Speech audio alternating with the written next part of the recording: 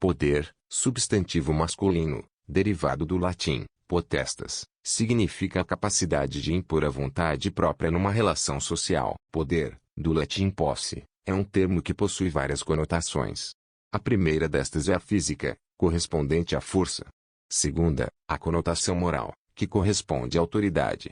Há a conotação psicológica, referente ao poder mental, e a conotação jurídica, que faz menção à competência, à atribuição legal, e à capacidade. O termo possui ainda analogia com os seguintes: dominação, capacidade, liderança, ordem e legalidade. Leopold von Mises diz que o poder é uma ordem exterior, um ethos determinado. Brecht, segundo Silvia de Macedo, é o maior teórico político da atualidade. Em sua obra, enumera as diversas fontes do poder, que são: primeiro, a força bruta ou a ameaça de seu emprego. Segundo, o prestígio ou a autoridade legal. Terceiro, os meios pecuniários que dão ao seu detentor o poder de compra e venda no mercado. Quarto, atração pessoal, fascinação, amor, carisma, fatores que, por seu turno, podem ter sua origem em fatores humanos altamente divergentes, quais sejam dotes externos, como a beleza, qualidades mentais, como a atividade intelectual, ações populares, como feitos heróicos ou a predominância nos esportes e nas artes, aquele algo particular, a que se chama encanto pessoal, ou, e finalmente, a humildade e a maneira altruística de viver, como Buda, Jesus, Gandhi. O autor analisa as ambiguidades dos meios e objetivos do poder e a dificuldade de sua unidade básica em teoria política, a exemplo do que ocorreu com o conceito geral de felicidade. E finalmente, procura resumir sua teoria sobre o poder como um valor final, competindo à ciência fazer três coisas. Primeira, criticar a falta de clareza no conceito de poder. Segunda, duvidar da coerência lógica numa teoria que tenta isolar o poder de fontes e propósitos.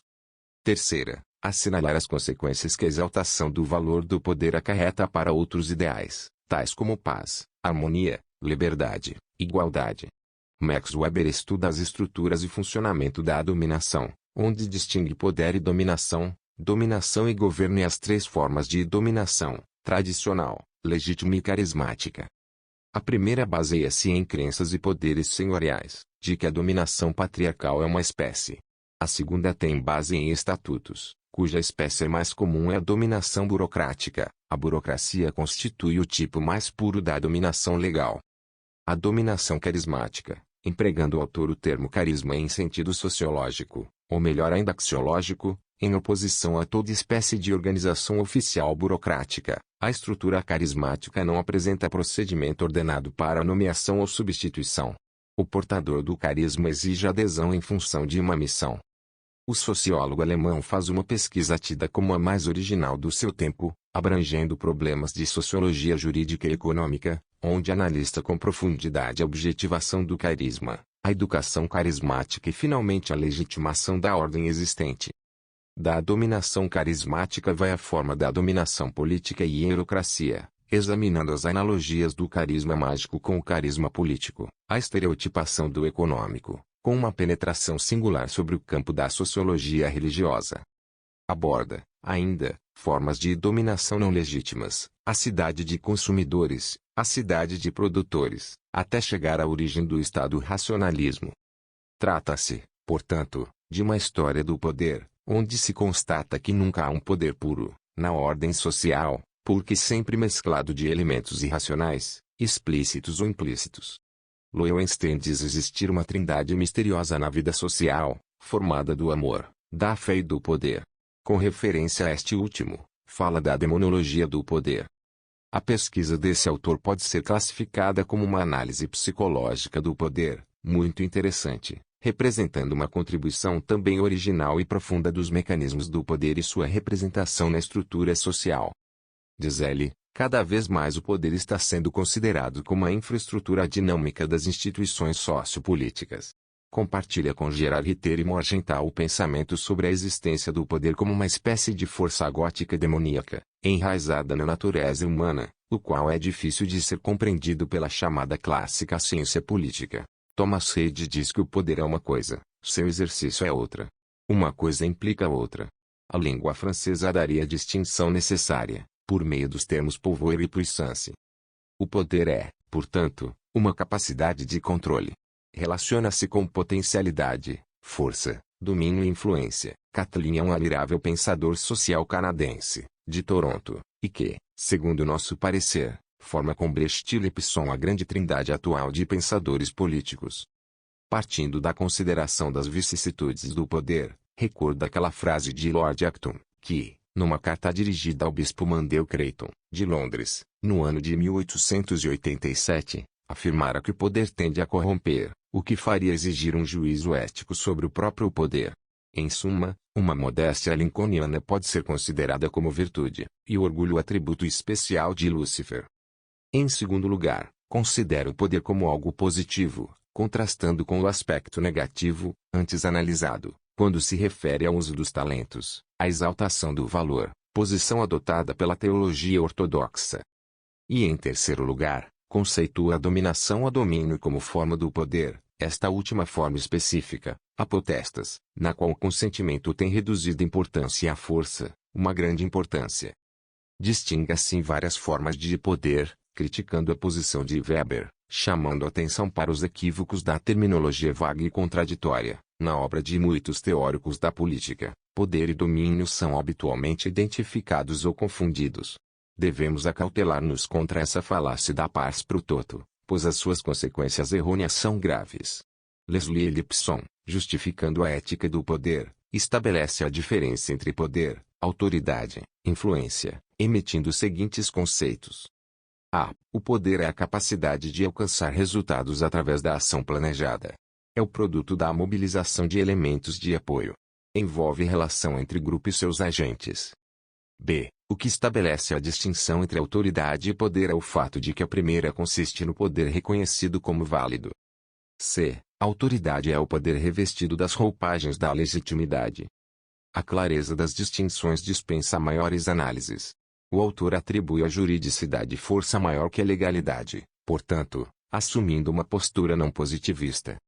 O conceito de autoridade apresenta uma conotação jurídica que é nuclear no sistema social, sendo as demais conotações acessórias. Sem terem construído propriamente uma teoria do poder, os gregos colocaram problemas relacionados com ele. Cite-se os pensadores Cállicles, Gorgias e Platão. Os romanos também não tiveram um pensamento sistemático a respeito, mas ligaram ao Ocidente diversos termos ligados à experiência institucional do poder, tais como potestas, auctoritas, dominatio, majestas e outros. Estes termos penetraram nas línguas românicas, e mesmo nas saxônicas. Na Idade Média, a mesma terminologia serviu para discussões sobre problemas teológicos, inclusive sobre as duas espadas como símbolos do poder temporal e do espiritual, e problemas políticos também. Nos séculos modernos, cada grande escola colocou em pauta uma determinada imagem do poder, tratada por Hobbes, Locke, Montesquieu, Rousseau etc. O advento da ciência social moderna com Stein, Comte, Marx, Spencer, conduziu o problema a reformulações sucessivas. A ciência social moderna, com sua tendência à tipologia e ao pluralismo, distingue diversas formas de poder, tais como o militar, o religioso, o econômico, o biológico, o político, o psicológico. Esta seriação apresenta um curioso paralelismo com as ideias de Spranger sobre as formas de vida. Bertrand Russell aponta, além destes, o poder no body power, que seria o domínio atípico, desvinculado de qualquer fundamento. Preocupado com um esquema tipológico, Max Weber referiu seu poder carismático, ao tradicional e ao racionalismo. Aliás, Weber se referiu mais à dominação, Herrschaft, relação social definida, do que ao poder, Macht, em seu sentido genérico.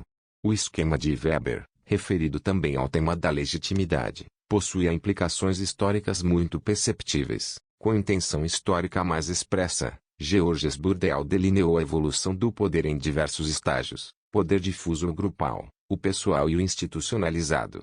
Nesta última fase, surgiria o Estado, mediante a objetivação dos encargos do poder e da distinção entre as funções de mando e seus titulares. O Estado, segundo certos pensadores, teria surgimento somente no mundo moderno. Mas, em seu sentido amplo, ela apareceu quando, nas culturas do Oriente Antigo, estruturou-se o poder em forma monárquica, fortalecendo o centro decisório administrativo miliar sobre periferias urbanas e sociais.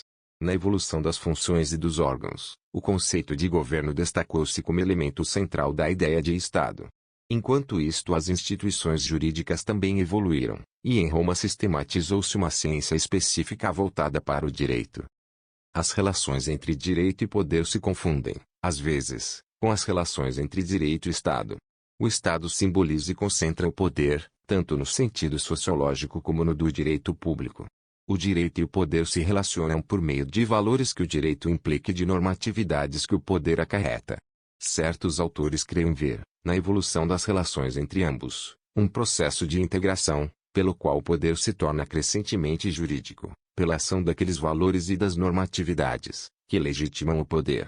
Com efeito, seria inócuo e utópico pensar num direito sem condições de se impor socialmente como ordem, e esta é a contrapartida da exigência de que o poder exista para servir ao direito, que também é utópica a seu modo. Este é justamente um dos sentidos do constitucionalismo contemporâneo. O Estado existe como sistema de poderes, juridicamente fundado, articulado em forma de unidade soberana. Entretanto, as realidades estão aí para pôr em duras provas todos estes esquemas.